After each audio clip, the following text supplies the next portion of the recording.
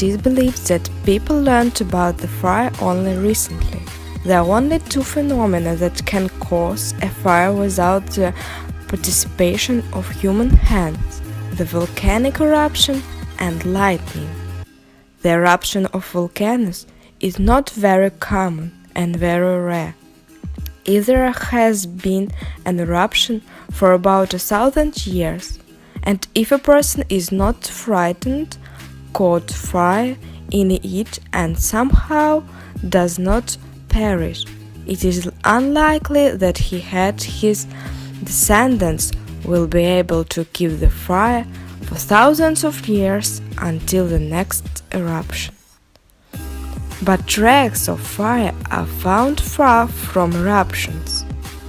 It is absolutely incredible that a man once transfers fire from the continent to the continent. Just like fire. How could a nation man cope with fire? Approximately the same as in the 19th century.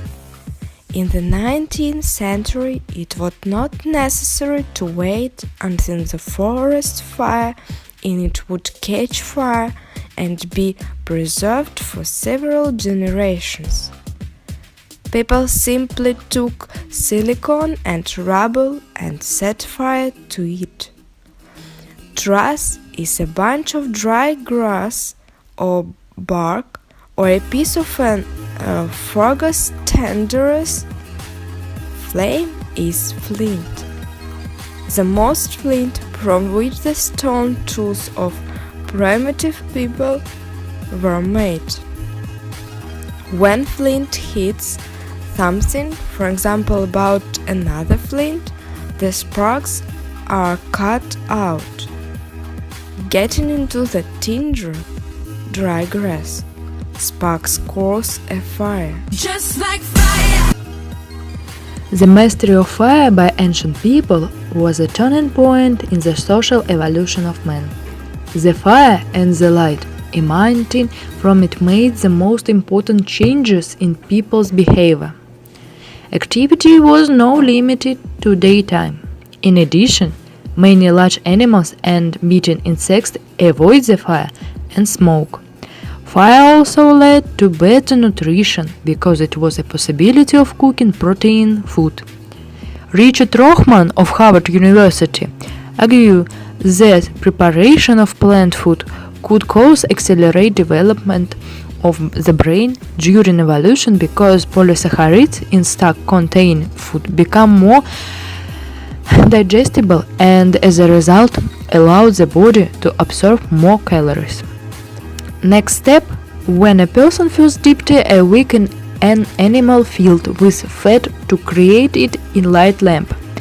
And it is impossible to say, but first primitive lamp was hollowed out by man, which it was of charcoal or sandstone, dated by scientists around 80,000 BS. In Iraq, ceramic lamp with an age of about 10,000 years have been found. Just like fire. The Bible testifies that made from the same animal's fat candles burned at the Temple of Solomon back in the 10th century BC. Since without them the cost no mass, but widely used in everyday life, they found only in the Middle Ages. With regard to the incendiary matches, so prevalent in our everyday life, they first appear only in the early 30s of the 19th century.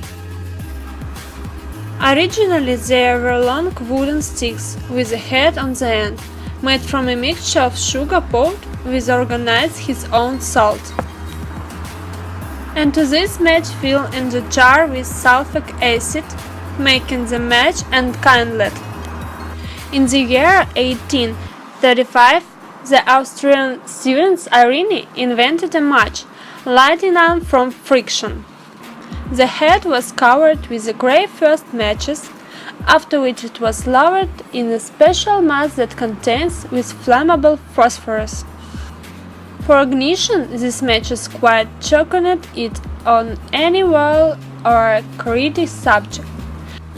His invention Irene sold dirt cheap, 100 guilders, rich manufactured joinery, very fast, accurate in the manufacture of matches, great condition.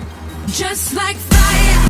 13 years later, after the invention of Irene, German scientist Bethe began to produce a mass for matchheads from a mixture of potassium chloride salt and manganese peroxide.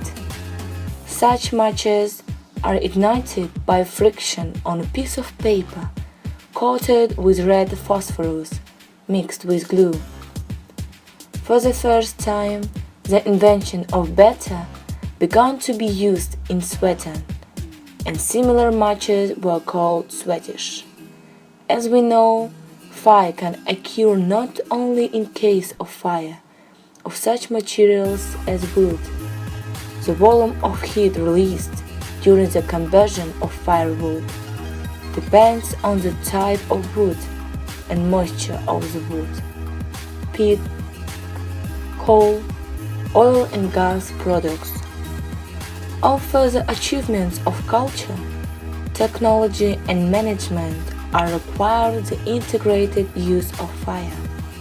Ceramic production, metallurgy, glassmaking, steam machines, chemical industry, mechanical transport, and finally, nuclear power is the result of applying high and ultra-high temperatures.